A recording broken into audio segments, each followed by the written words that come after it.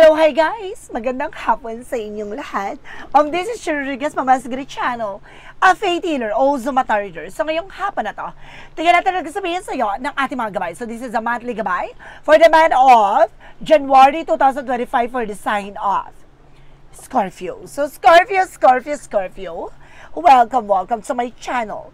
Ano kayong messages, advices, at spirit guides ang ating masasagap for today's video? Kanino kayang energy o kaganapan sa buhay ng mga Scorpio signs ang ating mahagilap? So guys, tingnan natin ano kayang messages, advice ng ating angel spirit ang ating masasagap for today's video. So tingnan natin at hagilapin natin at bubungkalin natin yung buong pagkatao mo ngayong buwan ng January, no? Ngayong papasok ng 2025. Paano natin nilalantan at ibabahagi sa inyo ang mensahe ng ating mga gabay? So ito na guys, let's see what is the messages advice ng ating mga gabay for a monthly gabay for the month of January 2025 for the sign of Scorpio. So let's see and watch this.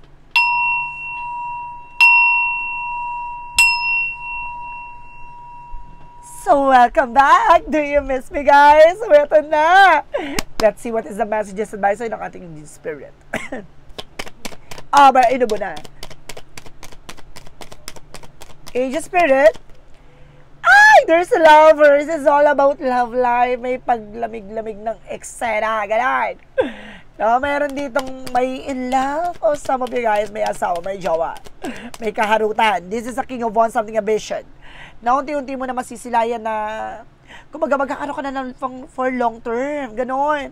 Magkakaroon ka na ng pag-ibig na magpapatibok sa puso mo. No? Kumbaga, kung ito may naging bahagi ng karanasan mo na naaring nasaktan ka sa nakaraang eksena mo, itong tao na to, yung magpapakita na pang matagalan siya, no? Hindi siya panandalian, pang asawa yung atake. And this is the Four of Swords, something and intuitions, no? And there's a rest. So, kailangan mo rin ng pahinga, ha? Hindi pwedeng walang dyan, pahinga.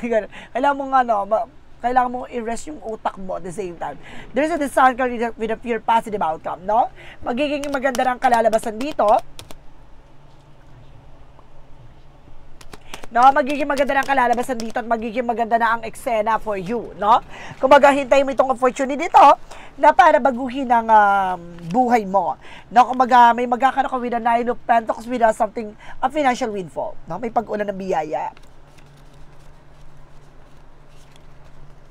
So, let's see guys, what is the messages, advice pa ng ating mga angel spirit?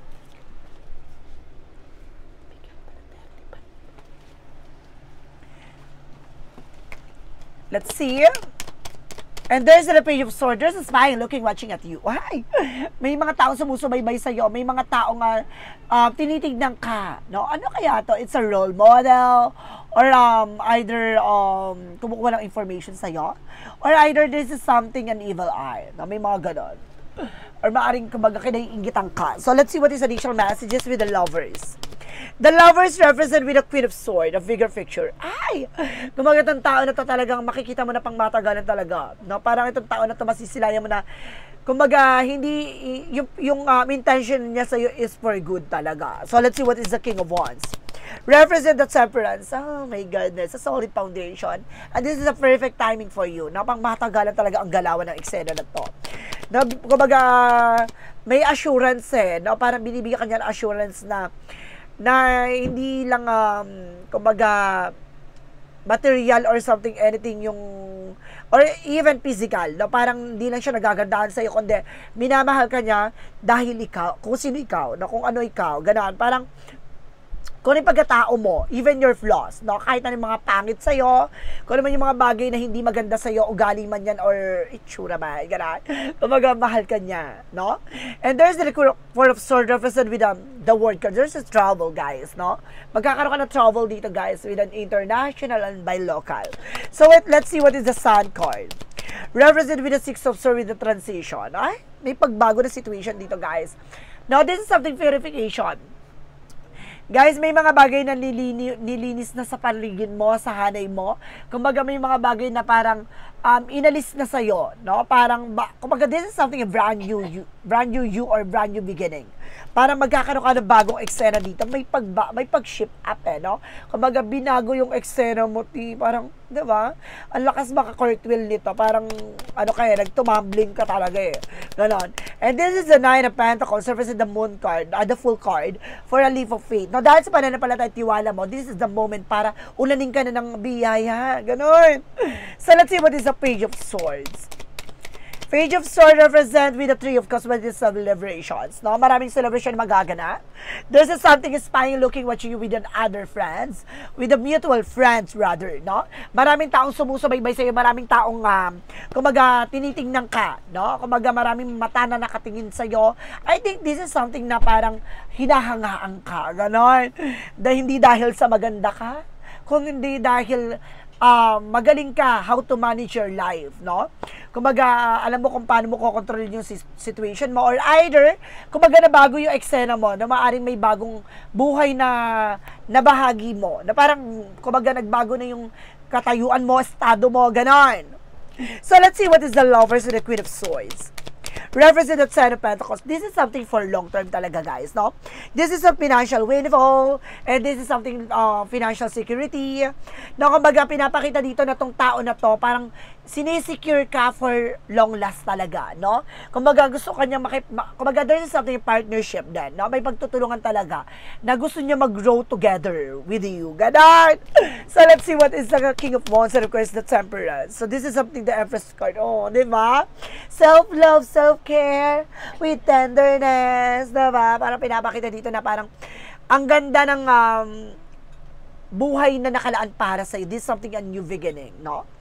Kumaga, pinalakas, pinatibay ka ng mga karanasan ito na masisilayan mo na ang unti-unting pagbabago sa buhay mo. Ganon.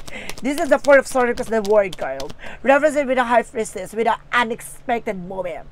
Ito yung sinasabi ko, unexpected shift sa mundo mo, sa buhay mo, dahil ang mundong ginagawalawan mo ay mismong hawak-hawak mo. Ganon! Kumbaga, you can create your situation and you have the power to change it. No? Ikaw yung gagawa ng eksena kung paano mo babaguhin at paano mo bubuin o sisirain yung eksena mo. So, ikaw sabihin dito, kung gagawin mo yung ikabubuti mo, magiging maganda talaga kalalabasan niyan. Pero kung gagawa ka ng alam mong may balik sa'yo, ay, magtantan ka. No? Kumbaga, magkakaroon dito ng self-sabotage pag ganun ang nangyari. So, let's see what is the Sun card because the Six of Swords represents the Seven of Pentacles with a harvest moment. So, ito na nga, di ba? Nandito na tayo sa kwento na to. Na parang pinapakita dito na ito na yung pagbabago. No? Kumbaga, ito na yung consequences mo sa lahat ng mga bagay na ginawa mo. There's something infinite talaga. No? Kumbaga, walang humpay na kasaganahan at walang humpay talagang pag-aani ang makakamit mo at matatamo mo, no? What is the Nine of Pentacles? Because the Full card. So this is the Eight of Wands, something of fast communication and fast movement, no? Bibilis ang takbo talaga ng eksena mo dito pagdating sa business, pagdating sa life mo. Kumbaga magkakaroon ka ng time sa sarili mo, no? There's something trouble, and there's something reflashing. Kumbaga talagang may something na parang kumbaga madi-disconnect ka from the world, no? Parang retreat, kung tawagan, retreat talaga. So, let's see what is the Page of Swords, the Three of Cups. Represent with the Ace of Wands, something a new project, a new plan. So, dito papasok to na parang, there's something spark. Talagang pinapakita dito na parang nagniningning ka sa kalangitan or nagniningning ka sa paningin nila. Or either nagdidilim na yung paningin nila. Kumaga ganon. Kumaga, tinitingnan ka nila bilang isang diamond. Yung shining, shimmering. Ganon. Kumaga, kumikinang ka talaga. Ganun ka kahalaga at ganun ka kaganda. Ay, masabog. So, let's see what is the outcome. Ang pinaka-outcome is the Six of Wands for a victory is yours. Diba? Ngayong buwan ng January, maaaring puro tagumpay ata ang malalasap mo. And this is the Ace of Cups. See, even sa love life. Diba? May pagkilig at may talaga dito. No? Mayroong mahigpit na yakap, mahigpit na na pagyapos-yapos, ganon. And this is the Emperor being maturity. No? Kumbaga maging mature ka sa lahat ng gagawin mong actions, no? And this is something that brings you talaga mature. And of course, this is something being a boss, no? Magiging boss ka, or maaring, kumbaga, dahil sa mga nangyari sa'yo from the past, maaring pinatibay ka ng mga karanasan mo. And this is a judgment. There's something, a wake-up call. Or either this is a judgment for a close attention, no, sa lahat na nangyayari sa iyo na napakalapit na, no? Kumbaga, laban pa, grind lang ng grind, laban lang ng laban, kasi napakalapit na, no? Para mag-success ka, kaya huwag kang bibita, huwag kang mangangawit, huwag kang mangangalay. Tuloy-tuloy lang. So, let's see what is additional messages for finances and career. For finances and career, there is a Three of Wands, but there's something waiting for ship. No? Pagdating sa career and finances, kung ito na hinintay mong pagkakataon. At panahon na para makuha mo na yung mga bagay na hinintay mo. And this is a Two of Pentacles to something balanced. Maging balance ka dito or magiging balance ka for love life. There's for finances. And there's the King of Cups. I mean, devoted for the person dito, ha. May taong sumusuporta sa'yo. No, sa lahat ng gagawin mo. Ganun. Ang haba ng hair mo dito, T. No, kuya, may malakas. There's something mature or something, masculine energy ako na sense, no? Hindi porket masculine energy is lalaki na, ha? Paalala ko lang. And that's our moment for a major changes. This is something, sudden changes pagdating sa pagdating sa finances mo. Excuse me. Tingnan natin, guys, anong eksena pagdating sa love life. Ay! My God, ang ganda. There's a Four of Cups. Just reevaluate or analyze, no? Kapag dating sa love life, kailangan ng getting to know each other, no? Kapag i-analyze mo, i-visualize mo, kung paano mo pagyayabungin yung iyong relasyon, no? Paano mo papalawigin ang iyong partnership. This is the Wheel of Fortune for destiny is yours. Talaga pinakita talaga na nasa palad nyo talaga na magtagpo kayo, no? Na magkaroon kayo ng pagkakaisa, no? And this is something, a higher level of commitment. So, let's see, additional messages. Pagdating na naman sa health, represent for higher and for a lesson learned. Matuto ka na sa mga bawal sa'yo or mga pinagkakain mo or kumbaga, mayroon ka ditong kailangan kumbaga natutunan dapat sa mga nakaraang karanasan mo pagdating sa health issues mo. Na may mga bawal sa'yo, may mga sintomas na kumakain ka ng ganito, nag-trigger sa'yo sa ganito. Just aware, guys, this is the Seven of Wands, protection at pangalagaan yung sarili mo. Let's see, what is the chakra messages?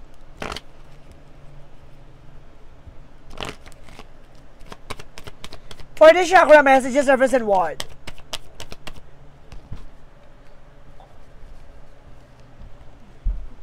And there's a destiny is yours. Talaga sinasabi dito, magtatagumpay ka. Maaari talaga nakalaan para sa ito na maging matagumpay ka. No, this is a destiny. Talagang naka-line up talaga yung mga possible na maganap sa'yo. Kaya this is a Wheel of Fortune, diba? Ganda. There's something as, parang soul ties. At the same time, there's a destiny to happen.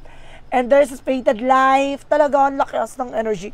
And there's a guilt na maraming nagagalit, na maraming naiinis sa'yo. Oh, there's a possible na may galit or something. Yung galit, alisin dapat yon.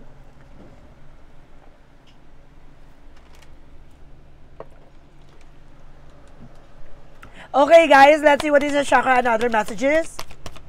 And there is a completion. Huwag mong hayaan mahuli ang lahat, ha? Na may mga bagay na kailangan mo nang tapusin. So, let's see what is the Archangel Michael messages. And because this is something positive thought to create a positive result. Always being optimistic. Na kailangan positibo ka sa lahat ng eksena, guys. And because this is something, pay attention to your dreams, no? Kailangan tumutok ka sa mga pangharap mo. Hindi ka dapat magpapalilang, hindi ka dapat magpapadisturbo, hindi ka dapat magpapadistract. And forgive yourself, you done nothing wrong, no? Wala ka namang ginawang mali, no? Patawarin mo yung sarili mo. Dahil may mga bagay o tao sa sitwasyon mo na hindi mo kontrolado. What is Archangel Raphael messages? And there's a give us your cares, no? Parang sinasabi dito na may tutulong sa yung tao, no? May taong gumagabay sa iyo. And there's a relationship, even sa relasyon. No, sa relasyon dito, there's a something na parang magkakaroon kayo for long term talaga, guys. Nakikita mo yan, parang kumbaga may gumagabay sa inyo sa relasyon nyo na tao, no? Talagang binibigyan kayo ng something na guidance na alisin yung takot at pangamba. Ang ganda, guys, no? Parang pinagtagpo kayo ng parang pinagtagpo kayo ng tao na to para, 'di ba? Para hilumin, para mag-grow together, parang ganon. There's a destiny life talaga, guys. Ang ganda. Let's see what is additional messages with an angel spirit.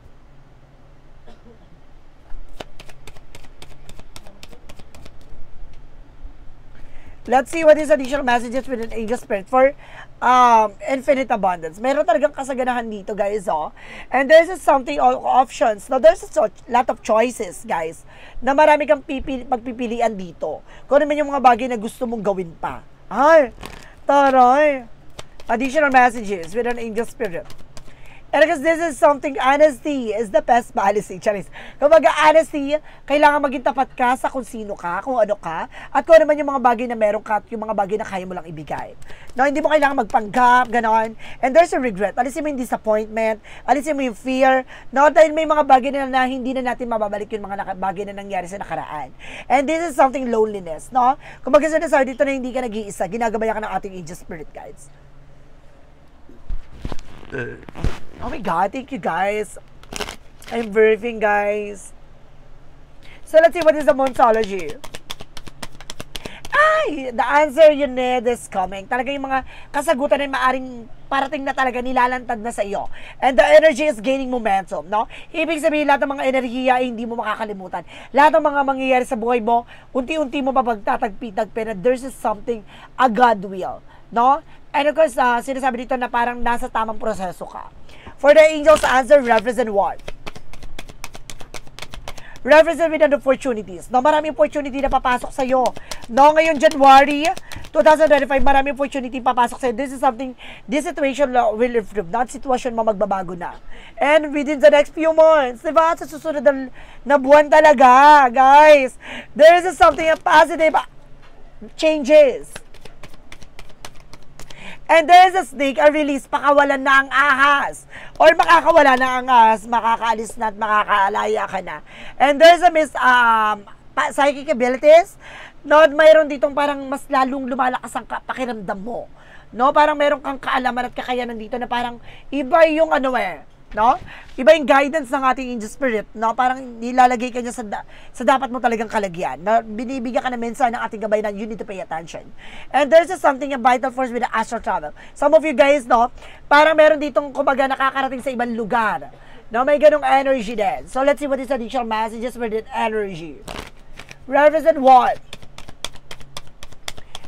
Woman holding your heart. So some of you guys, no, may taong may hawak ng puso mo or may taong mahal na mahal ka. And this is something, adjustment possibilities. Maraming pinto ang magsasara, maraming pinto ang magbubukas na opportunity for you, no? Kumbaga, maaring there's something ending opportunities, ganon. May mga bagay na tatapusin, pero may mga bagay na magsisimula. For Romance Angels, love yourself first. Ibig sabihin, mahal mo yung sarili mo din, ha? No, kumbaga sinasabi dito, you are also attracted. So, kailangan mo mahalin yung sarili mo. The more na mahal mo yung sarili mo, mas lalo na attract sa ibang tao. Ay, gandang-ganda ka dyan. And romantic feelings, diba? Lapitin ka ng mga, dito, guys, no? Kumbaga, harot. Kumbaga, may mga pag-ibig talagang magpapatunay sa'yo dito. No? Maraming manliligaw, maraming lalapit sa'yo. And additional messages with an angel spirit for them. Fall into my arms, surrender, holding the opposite. So may mga bagay dito na wag mong wag mong tingnan yung mga bagay na hindi pa nangyayari. No, kaya kailangan kumbaga buksan mo ang palad mo or buksan mo yung isip mo sa posibilidad na magaganap na mas maganda. No, alisin mo yung negative thoughts. Ito yung nakikita ko dito with the negative thoughts. So let's see what is the Jesus loving quote said. Jesus loving quote said, represent what?